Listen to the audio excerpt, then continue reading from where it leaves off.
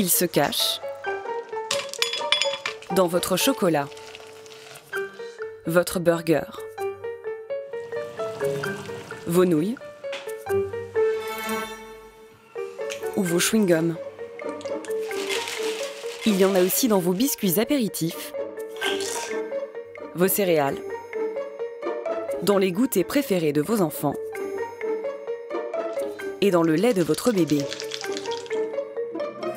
Vous en consommez aussi lorsque vous mangez des œufs,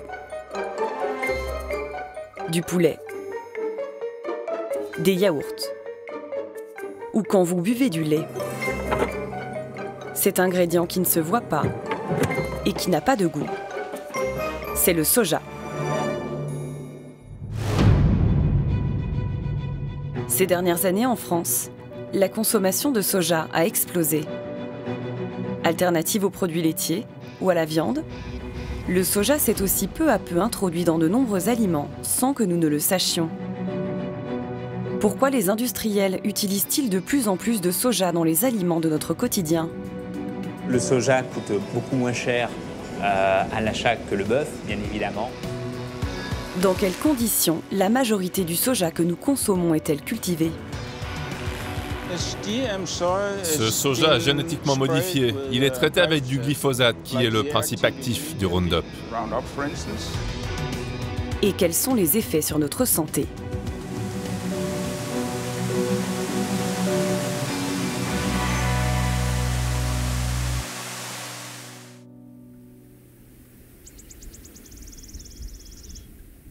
Il y a 30 ans, en France, l'agriculture a accueilli un nouveau type de légumineuse, le soja.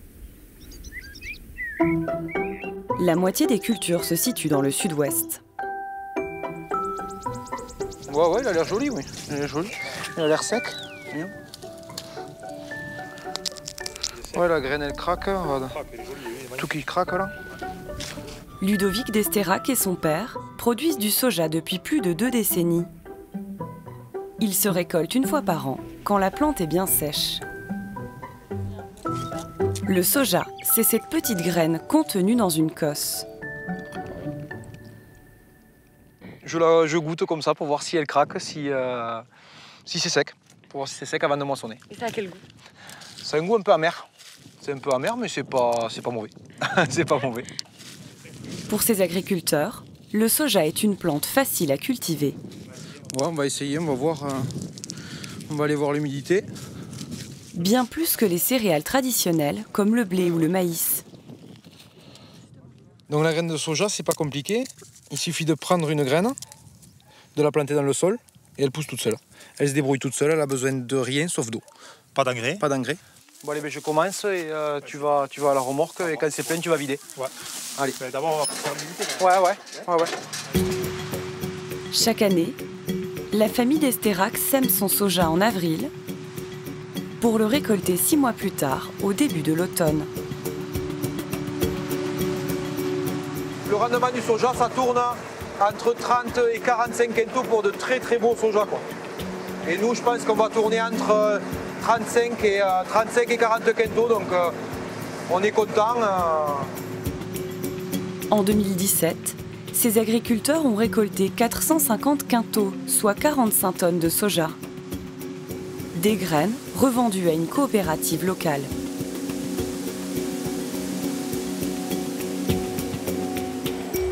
Donc tu le prends et tu le mets à l'angle avec les autres, là, avec les palais de bœuf. Didier Moulin en est le directeur adjoint. Ces dernières années, il a vu la production de soja se développer fortement. En 2017 en France, près de 400 000 tonnes de soja ont ainsi été récoltées, presque le double d'il y a 2 ans. Et on augmente d'année en année, donc ça peut être soit les industriels avec qui on travaille déjà qui augmentent leurs besoins, qui augmentent leur tonnage, mais c'est aussi de nouveaux industriels qui se lancent sur le marché pour justement accompagner cette demande de plus en plus forte de la part du consommateur. Un succès notamment dû aux qualités nutritives du soja, réputé pour sa teneur en protéines. Alors quand Didier Moulin réceptionne les graines, son premier geste est d'en mesurer ce taux.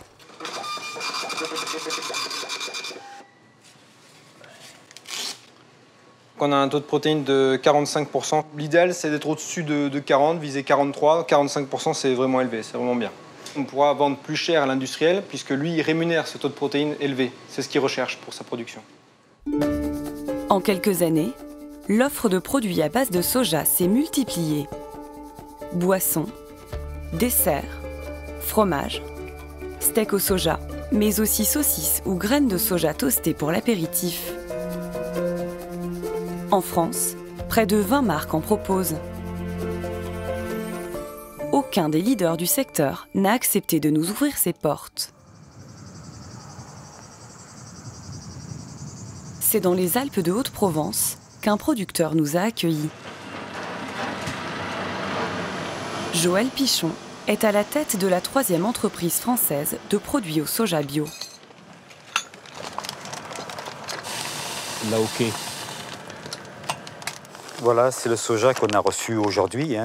Cette graine, voilà, elle est plutôt sphérique, légèrement ovalisée, avec son petit germe central.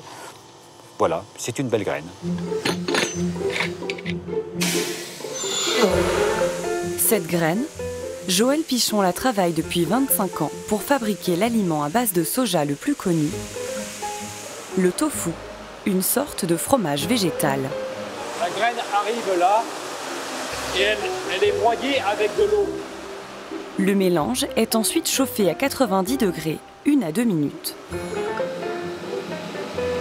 Puis on y ajoute un peu de sel pour faire coaguler le jus. Ça va, la production, il est beau là, le soja, là. Très beau floc. Dernière étape, le moulage dans ces grands bacs. Voilà nos pains de tofu. Pour former une pâte blanche élastique, refroidie dans l'eau.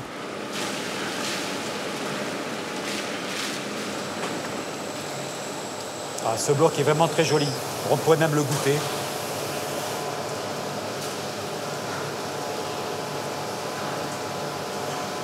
Super. C'est un aliment assez neutre. Si on le mange tel quel, pour le français, c'est un peu trop fade par rapport au camembert. Je prends le camembert parce que ça a un goût très très fort. Quand on regarde ce tofu, on le trouve un peu palichote, mais on arrive bien à l'introduire dans l'assiette du français. Nature ou aromatisé, plus d'1 million de blocs de tofu sort de cette usine chaque année. Un best-seller, aujourd'hui rattrapé par un autre produit à base de soja. Bonjour Sandra. Vous faites quoi là? Des steaks tomate oignon. D'accord. Pour fabriquer ces steaks, qui ressemblent à de la viande, l'industriel a recours à un ingrédient miracle. La protéine de soja texturée. C'est du soja où on a sorti l'huile. Une fois qu'on va l'humidifier, réhumidifier, ça va donner une texture proche effectivement de la fibre de la viande. Et pour parfaire l'imitation, il existe une autre astuce. C'est de la betterave qui nous permet d'avoir cette couleur. On mélange cela avec du soja texturé, les protéines de soja et du tofu. Ce n'est pas de la viande. C'est pour amener certains consommateurs progressivement à des aliments à base végétale qui sont riches en protéines et qui ressemblent à ce qu'ils ont l'habitude de manger, c'est-à-dire des produits carnés. Cette fausse viande au soja connaît un succès fulgurant. Joël Pichon en a vendu près de 400 000 en 2016, 40% de plus que l'année précédente. La demande des consommateurs français ne cesse de croître.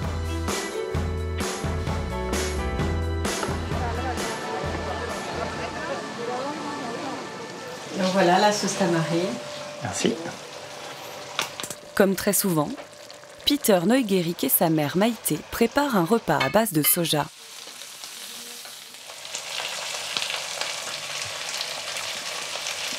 C'est très bon. Il y a des gens qui n'aiment pas beaucoup, qui disent « mais c'est dégueulasse le soja ». Mais évidemment, parce qu'ils ne l'ont pas cuisiné.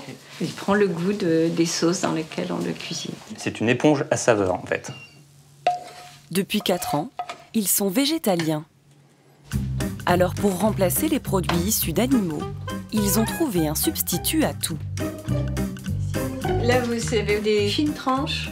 Vous que vous pouvez mettre dans un sandwich, ou bien pour l'apéritif. Donc ça ressemble à du jambon. C'est à base de C'est à base de soja. Du faux jambon, des faux nuggets, C'est comme des nuggets de poulet. de la fausse bolognaise, et pour remplacer les produits laitiers, Soja cuisine. Ça remplace quoi? La crème. Alors ça remplace le beurre. C'est à base de soja. C'est évidemment le lait de soja. et s'il reste de la place pour le dessert, Là, vous avez, alors ça, c'est le roi des yaourts. Moi, c'est celui que je préfère. Là, il y a du soja. C'est la crème chantilly qui remplace la crème Pour chantilly accompagner à base le de fondant lait. au chocolat. Dès que on ne sait pas quoi manger, hop, un petit coup de soja. aliment de base des végétariens. Le soja attire désormais de nouveaux consommateurs.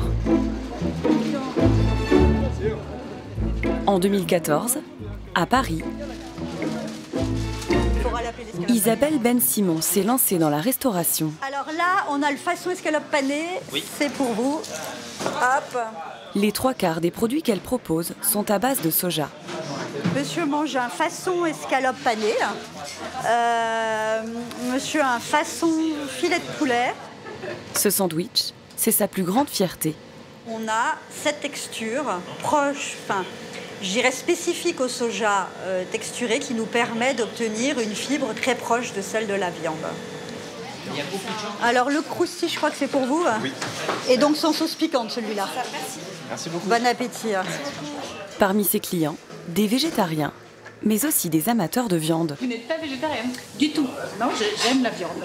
J'ai trouvé ça bon hier et maintenant je teste autre chose aujourd'hui. Comme la plupart des clients, si cette femme se laisse séduire, c'est parce qu'elle cherche à manger mieux. C'est un sandwich qui a l'air plus sain que ceux de la boulangerie d'à côté.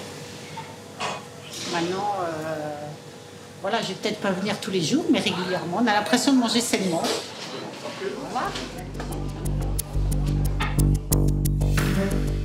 Moins de matières grasses, riche en protéines, les bienfaits des protéines végétales pour tous. Les mentions santé sont mises en avant sur les emballages de nombreux produits à base de soja. Mais le soja, est-ce vraiment bon pour la santé? Vanessa Gouillot est nutritionniste. Pour nous, elle a comparé les produits à base de soja avec les produits qu'ils remplacent, comme la viande ou les produits laitiers. Allez, une marque assez connue. La même spécialité au soja et puis un yaourt au lait de vache. Premier constat, les desserts au soja sont souvent moins caloriques. Lorsqu'on consomme un produit laitier de vache, vous allez avoir ce qu'on appelle du lactose. Le lactose, il y en a à peu près 5 grammes par pot de yaourt. Pas de lactose dans le soja. Et donc, la plupart du temps, pas de sucre, pas de glucides dans les yaourts au soja. Ce qui fait que le yaourt au soja nature va souvent contenir moins de calories au final qu'un yaourt au lait de vache. Ce qui l'intéresse ensuite, ce sont les protéines essentielles au bon fonctionnement des cellules. Alors, en termes de protéines, on est à quasi-équivalence puisqu'on a entre 3,8 et 4,2 grammes de protéines au 100 grammes. Donc, ça tient ses promesses. Le soja, le yaourt de soja, est quasiment à équivalence d'apport de protéines. Les produits au soja contiennent en revanche beaucoup moins de calcium, nécessaire à la formation et la solidité des os. L'apport en calcium d'un produit laitier de vache va être quasiment 5 fois supérieur, voire 7 fois parfois, à un yaourt au lait de soja. Mais le principal élément qui poserait problème pour la santé n'est pas inscrit sur l'emballage.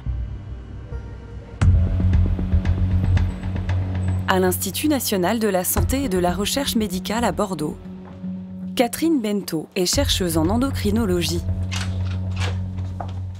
Depuis 1989, elle a publié plus de 80 études pour alerter sur les phytoœstrogènes, une substance présente naturellement dans le soja et semblable aux œstrogènes, les hormones féminines. On a affaire là à des perturbateurs endocriniens qui vont agir en synergie avec d'autres molécules qui sont présentes aujourd'hui dans notre environnement et qui vont venir éventuellement appuyer des effets néfastes d'autres hormones. Des phytoœstrogènes, aussi appelés isoflavones, présents en grande quantité dans le soja. Pour nous, la chercheuse a mesuré leur taux dans une dizaine de produits. Dans ce lait-là, on a pour 100 ml, c'est-à-dire un verre, on a 9 mg d'isoflavone. Si vous prenez un bol, vous en avez 32 mg. Un steak va apporter 49,96 mg de phytoestrogène. Le croque tofu en contient aussi pratiquement 50 mg. Le produit qui en contient le plus, c'est ça. Alors, ce sont des graines de soja avec une pointe de sel à grignoter à l'apéritif. 180 mg d'isoflavone. 180 mg d'isoflavone, c'est 6 fois plus que la dose d'hormones présente à l'état naturel dans le corps d'une femme. Ce qui ne serait pas sans conséquence sur notre système hormonal. Pour se rendre compte des effets qu'une forte consommation de soja peut avoir, la chercheuse nous suggère de tenter une expérience.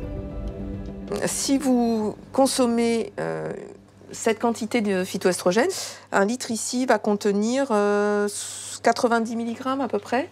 Donc avec cette dose-là, vous pouvez perturber votre cycle, c'est-à-dire de déclencher vos règles en avance par rapport à la date normale. La quantité de phytoœstrogène contenue dans un litre de jus de soja est équivalente à celle d'un repas composé d'un steak végétal et d'un bol de jus de soja.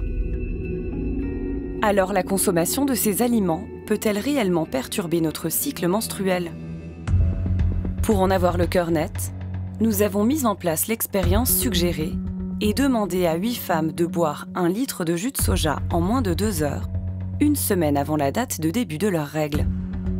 Aucune ne prend de contraception hormonale afin de ne pas perturber le résultat de l'expérience. Maux de ventre intense le lendemain de la prise de boisson. Symptômes menstruels plus intenses. Arrivée des règles en avance par rapport à mon cycle habituel. Règles arrivées avec 5 jours d'avance, 3 jours après la prise du soja. Au final, la moitié de nos témoins a eu ces règles en avance. Nous avons transmis ces résultats à Catherine Bento. La chercheuse nous explique pourquoi, selon elle, les phytoœstrogènes contenus dans le soja sont responsables. Ces femmes se sont retrouvées avec une surcharge d'estrogènes, avec les phytoestrogènes qui sont arrivés brutalement, qui a accéléré la maturation de cette muqueuse utérine et a provoqué sa desquamation plus tôt. Et donc, les règles sont arrivées dans les quelques jours qui ont suivi cette prise importante d'estrogène. Pour elle, le soja est donc à consommer avec modération. Si on fait ça ponctuellement, ça n'est pas dangereux parce que les phytoestrogènes sont très vite éliminés. Mais là où on va avoir des effets néfastes, c'est si on prend très régulièrement du soja tous les jours et des quantités de phytoestrogènes importantes accompagnant ce soja régulièrement pendant une période relativement longue.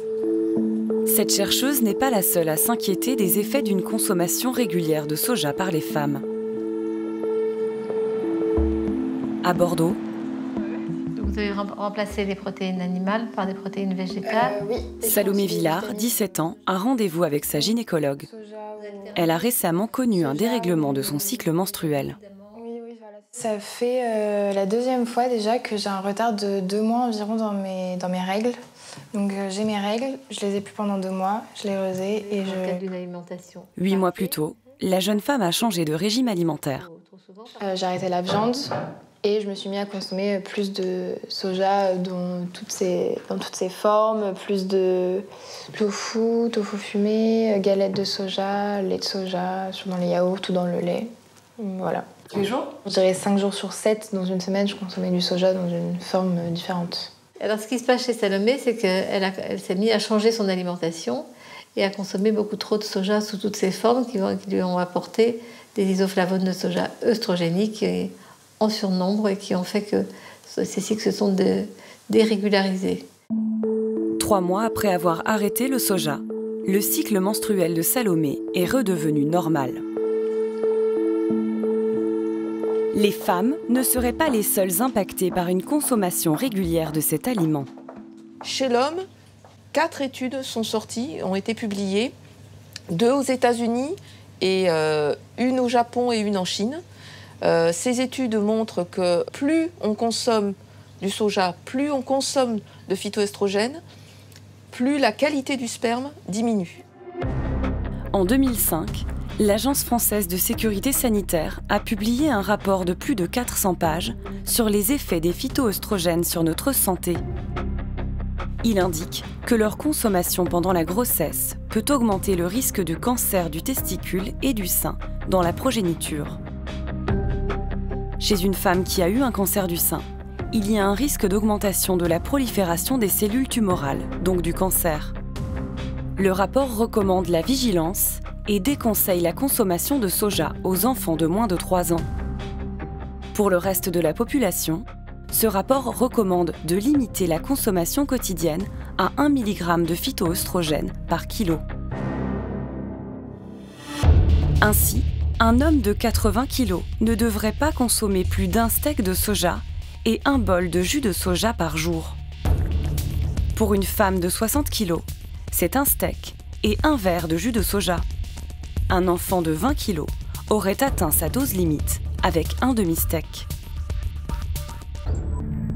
L'Agence sanitaire recommande que les produits alimentaires contenant des phytoœstrogènes soient étiquetés en précisant ces recommandations.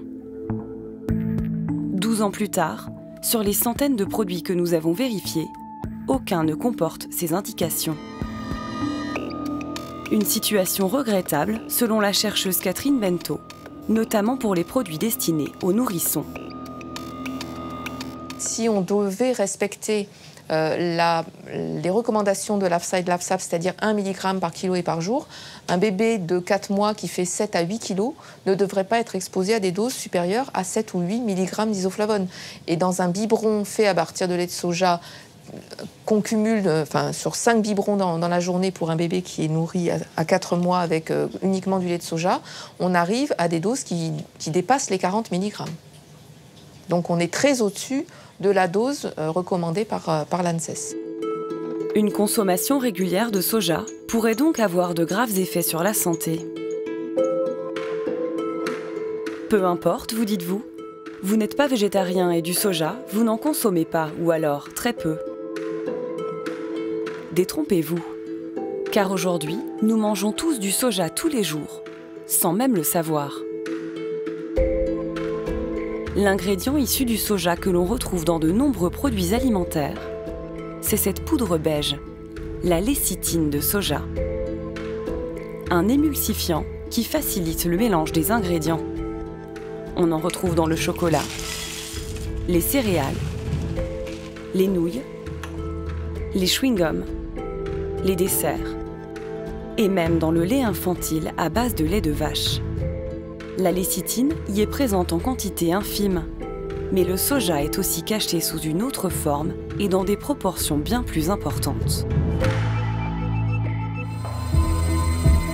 En Bretagne, dans cette cantine scolaire, plus de 250 enfants déjeunent quotidiennement.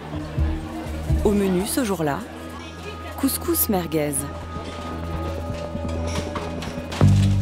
En coulisses, Jean-Marc Golfier, un consultant spécialisé en restauration collective. Sa mission ? Améliorer la qualité des aliments proposés. Pour cela, il traque les ingrédients cachés dans les menus. Alors, les plats qui attirent mon attention, ça va être essentiellement la boule de bœuf. Donc, je vais aller voir précisément auprès du magasinier quels sont les ingrédients qui sont entrés dans la composition de ces produits. Bonjour. La boule, ou boulette au bœuf, est un classique de la restauration collective. Sur les boules de bœuf, typiquement, est-ce que c'est un produit que vous avez là, ici, aujourd'hui ? Et ce que Jean-Marc Golfier veut nous montrer, c'est que la boule au bœuf ne contient pas que de la viande. Donc là, on est sur de la viande française. Donc là, 70% de viande. Et on retrouve protéines de soja, donc 25%. C'est une boule de bœuf, ça ? Donc là, c'est une boule de bœuf. Oui. En tout cas, alors, la composition principale de ce produit reste quand même le bœuf, mais on retrouve une petite quantité de soja dans ce produit-là. Et pourquoi on met du soja? Eh bien parce que le soja coûte beaucoup moins cher à l'achat que le bœuf, bien évidemment. Ça permet d'être, sur ce produit-là, d'être un peu plus compétitif par rapport à des produits où vous pourrez retrouver par exemple 100% de viande de bœuf sur ce type de produit. C'est typiquement le type de produit que je vais retrouver sur l'ensemble des établissements. Dans les cantines? Dans les cantines. Pourquoi? Parce que c'est un produit que les jeunes adorent. Vous saviez qu'il y avait du soja dans vos boules au bœuf? Non. Non? Non. Honnêtement, non, je ne savais pas. Du soja dans la viande, une pratique légale devenue une habitude chez les industriels. Pour nous, Jean-Marc Golfier décrypte le catalogue d'un fournisseur spécialisé en restauration collective. Ce sont des catalogues qui sont utilisés par les responsables de la restauration, qui va leur permettre à un moment de sélectionner les produits, de faire leur marché d'une certaine façon. Et donc si on va sur la partie par exemple des viandes, volailles et plats complets, là on va retrouver la protéine de soja. Donc là on est sur de la boule au poulet. Et donc là également, vous pouvez le voir, hein, sur l'hamburger de bœuf, on va retrouver 29% de protéines végétales de soja. En soi, aujourd'hui, il n'y a rien qui l'interdit, mais les parents ne sont pas au courant et sont souvent surpris d'apprendre, d'avoir ce genre d'informations-là. Parce que les personnes ne savent pas qu'aujourd'hui, il y a du soja quand ils consomment des boules au bœuf. Petit à petit, le soja s'est imposé dans notre alimentation sans que nous en soyons toujours conscients. Selon l'association WWF, chaque Européen en consomme désormais 61 kg par an. L'essentiel de ce soja, 57 kg, nous ne l'ingérons pas directement, mais au travers des animaux que nous mangeons. Et cela ne serait pas sans conséquences sur notre santé.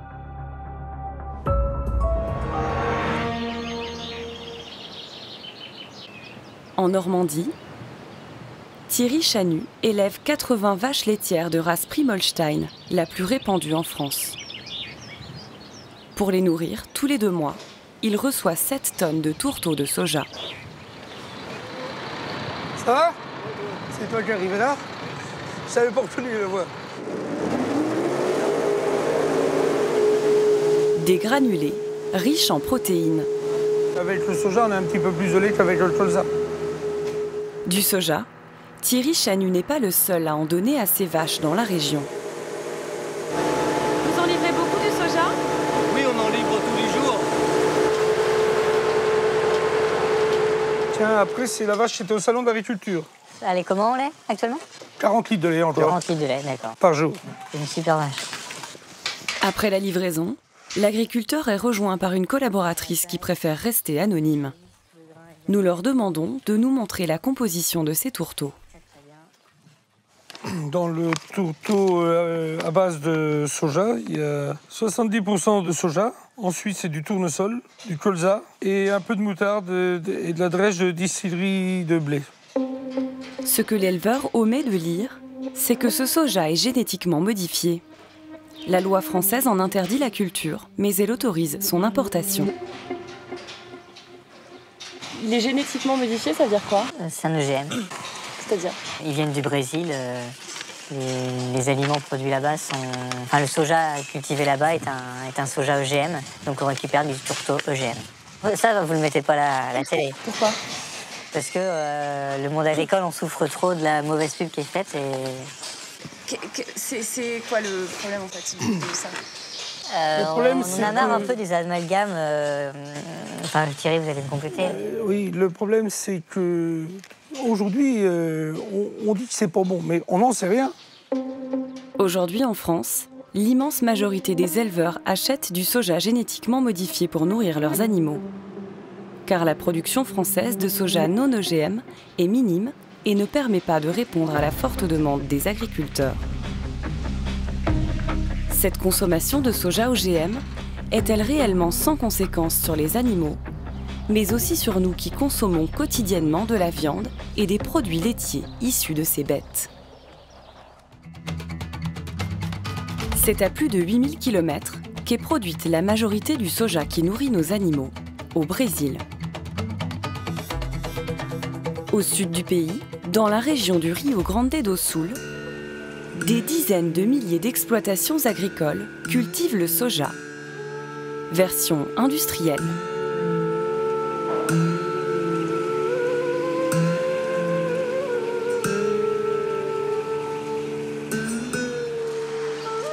La famille Machiavelli produit cette graine depuis plus de 30 ans. Regarde, là c'est du soja. C'est rempli de soja. Bonjour. Bonjour. Ça va? Ça va passer à la télé française. Chaque jour, des dizaines de tonnes de soja sortent de leur entrepôt.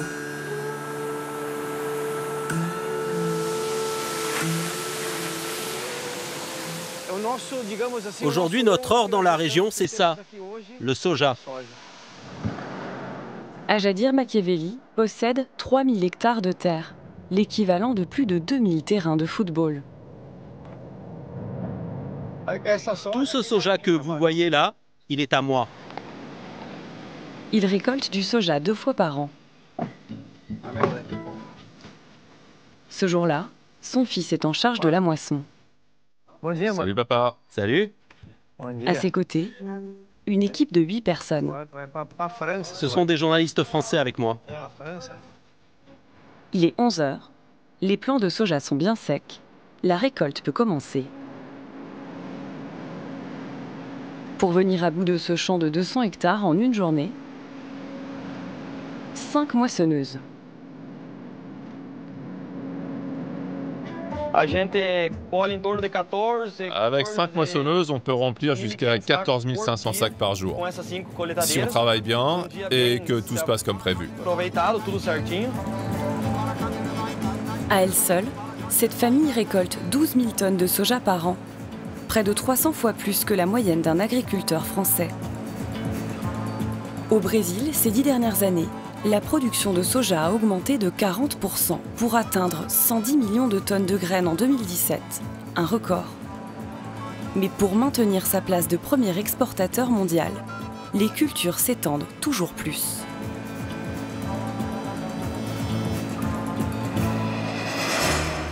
Pour le planter, des centaines d'hectares de forêt partent en fumée chaque jour. Sur ces images satellites de la NASA, on peut voir en blanc les surfaces grignotées progressivement sur la forêt ces 10 dernières années. Le soja représente désormais la moitié des surfaces cultivées du pays. Du soja OGM. Depuis qu'elle le cultive, la famille Machiavelli a vu ses rendements multipliés par 2. La technologie nous a vraiment beaucoup aidés. Dès qu'on a commencé à utiliser le soja RR, un soja résistant au Roundup. Parce que jusque-là, on avait des problèmes de mauvaises herbes. Elles étaient, comment dire, vraiment difficiles à contrôler. Le soja RR, ou Roundup Ready, est commercialisé par le géant mondial de l'agrochimie Monsanto. Ces gènes ont été transformés pour le rendre résistant à un pesticide appelé le Roundup. Quand le champ est aspergé de Roundup, toutes les mauvaises herbes sont détruites, mais la plante de soja OGM, elle, reste intacte.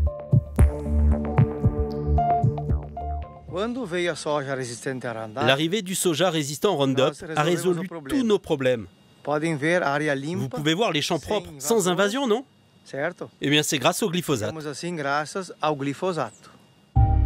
Le glyphosate, c'est l'ingrédient principal du Roundup, lui aussi fabriqué par la société Monsanto depuis les années 70.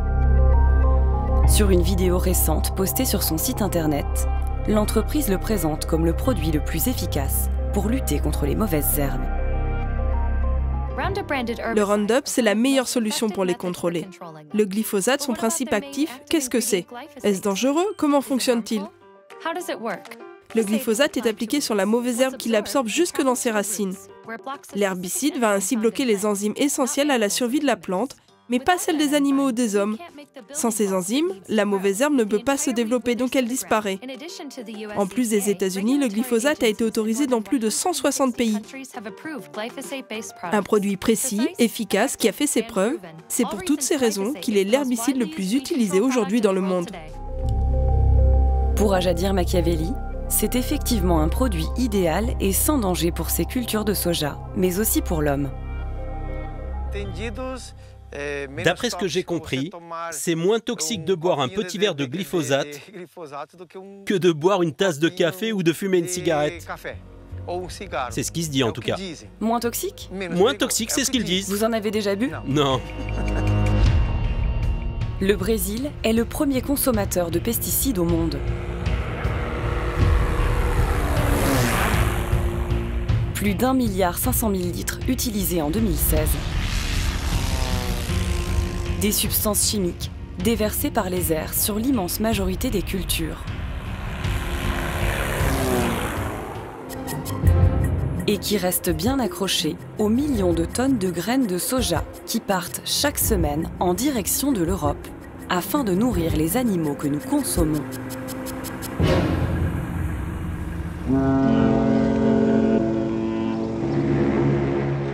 En France, au port de Montoire de Bretagne, arrivent chaque semaine d'immenses bateaux en provenance du Brésil.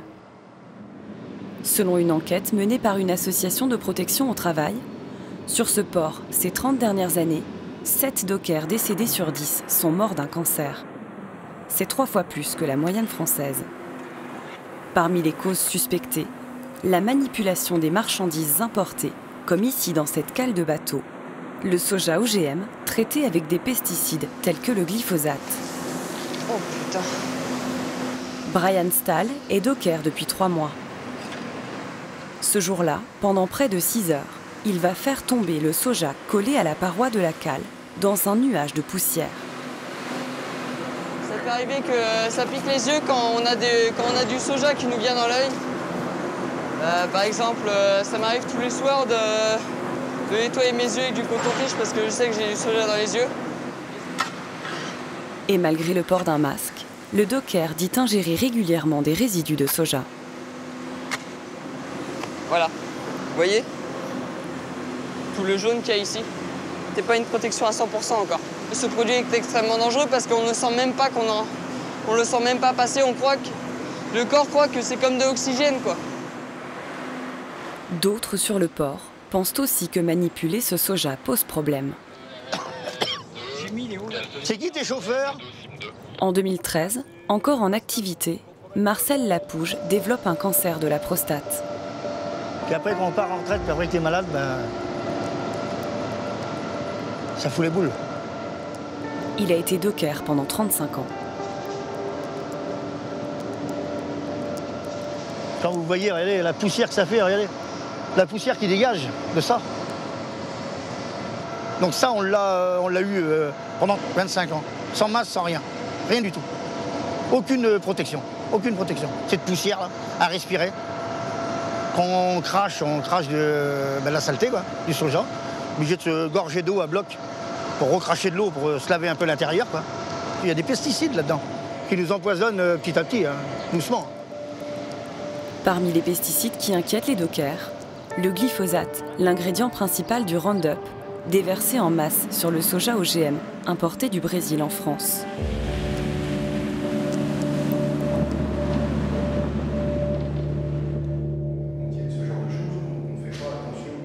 Nous faisons des séminaires sur les effets des OGM et des pesticides sur la santé. Gilles-Éric Serralini est biologiste à l'université de Caen. En 2012, il a publié une étude toxicologique mettant en cause le Roundup, le principal pesticide utilisé pour la culture du soja OGM. Mon travail à l'université de Caen est basé sur quels sont les effets sur la santé de ces produits qui entrent en nous. Et en fait, la question c'est qu'est-ce qu'ils font d'abord sur les cellules, ensuite sur les petits mammifères et ensuite sur les cas humains. Pendant 2 ans, il a donné quotidiennement à des rats du Roundup dilué dans de l'eau à faible dose. Voilà les images qui ont fait le tour du monde, de toutes les télévisions du monde, de nos rats, traités simplement avec un tout petit peu de Roundup. Des rats couverts de tumeurs. Au bout d'un an, à peu près la moitié de leur vie, les rats commençaient à avoir des tumeurs et mourir en grand nombre, jusqu'à plus de la moitié. Et entre la moitié de leur vie et la fin de leur vie, presque tous mouraient d'abord des résidus de Roundup qui étaient dans leur nourriture ou leur boisson. Son étude, soutenue par certains chercheurs, réfutée par d'autres, a été longuement controversée. En 2015, l'Organisation mondiale de la santé, se basant sur 1 millier d'études scientifiques indépendantes, dont celle de Gilles-Éric Serralini, a finalement classé l'ingrédient principal du Roundup, le glyphosate, génotoxique et cancérogène probable pour les humains. Mais les autorités sanitaires européennes, qui se basent essentiellement sur les études menées par les industriels, le considèrent, elles, inoffensif pour la santé.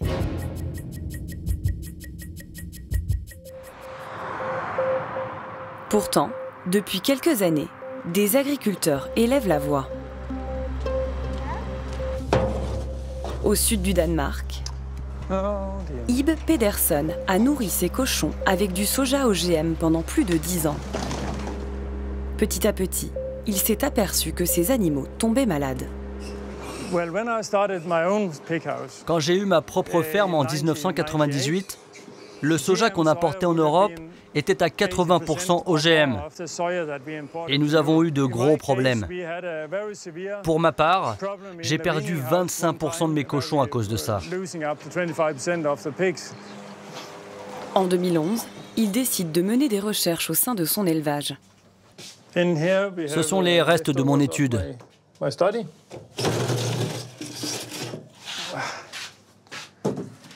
Les cochons sont mal formés. Celui-ci a une sorte de gros ballon à la place du cerveau. Celui-là, il a une malformation au niveau de la colonne vertébrale. Et celui-là, regardez, il n'a qu'un œil. Un œil énorme. Et le nez, comme une trompe d'éléphant. De 2011 à 2013, l'éleveur filme les porcelets de son élevage qui présentent des malformations. En parallèle, il note le taux de glyphosate, l'ingrédient principal du Roundup, présent dans l'alimentation détruite. Des taux faibles, et pourtant. Ce que j'ai découvert, c'est qu'avec des taux de glyphosate dans l'alimentation aussi faibles que 0,2 parties par million, nous avions 4 fois plus de malformations à la naissance et 4 ou 5 fois plus de fausses couches.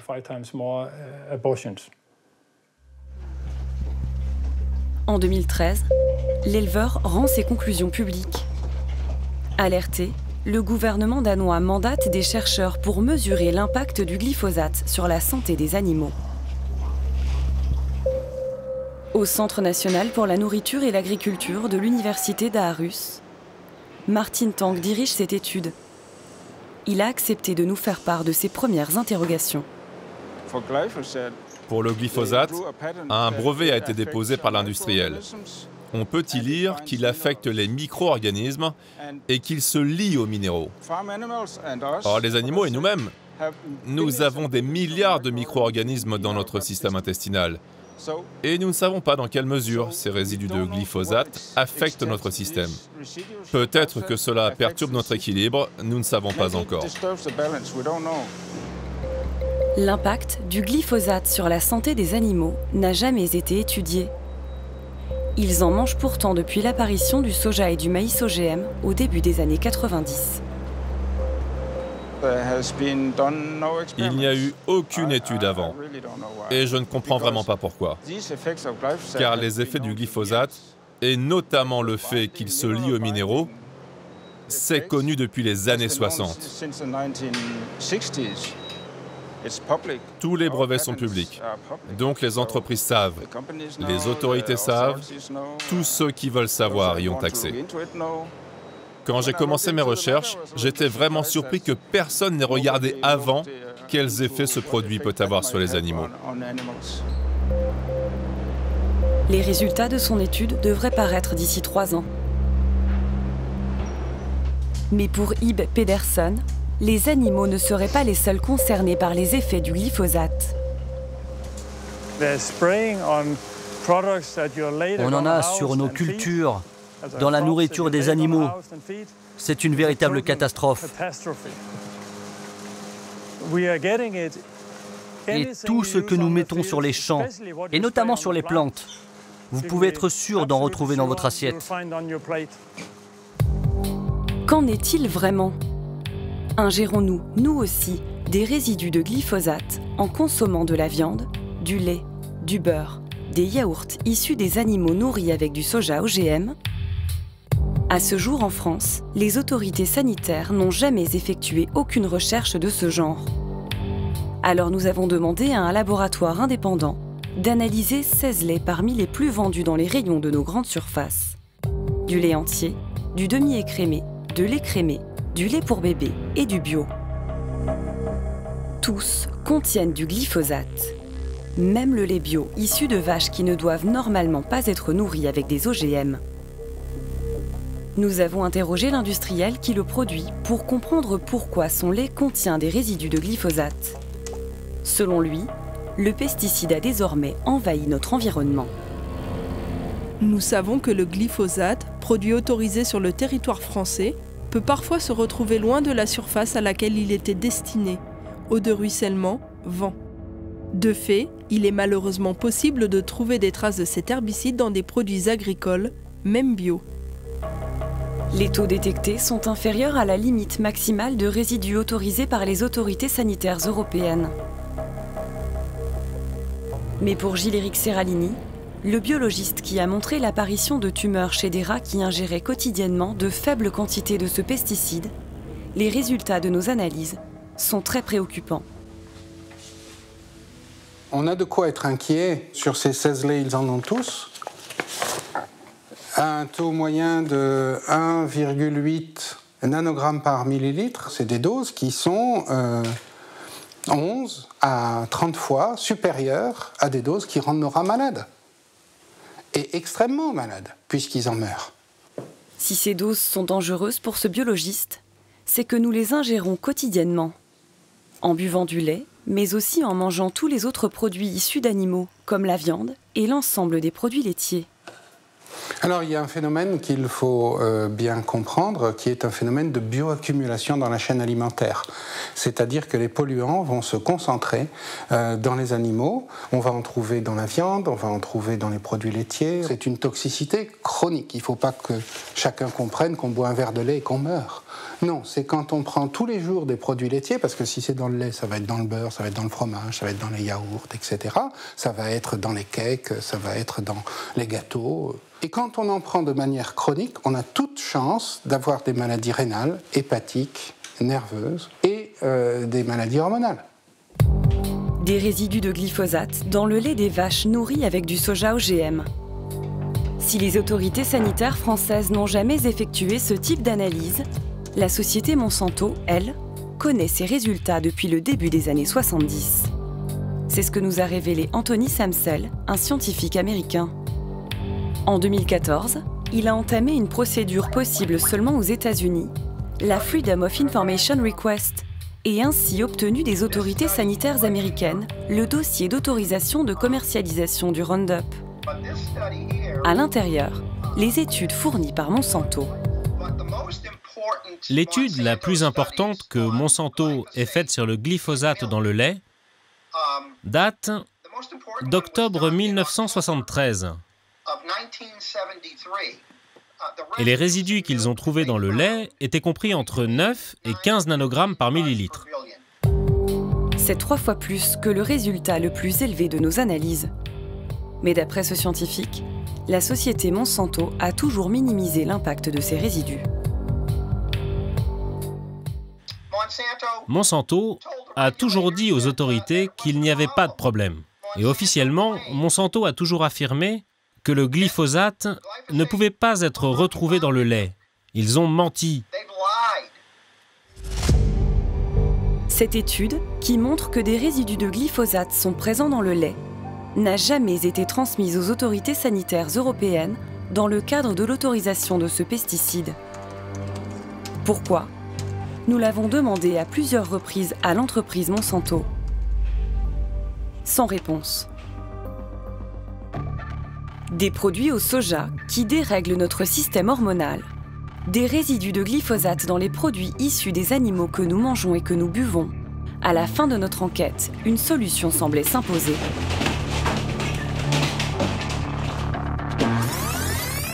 Mais en attendant l'interdiction totale du glyphosate sur les cultures, le plus simple pourrait être de consommer avec modération le soja et les produits issus d'animaux qui en mangent aussi, afin de limiter l'impact sur notre santé et notre planète.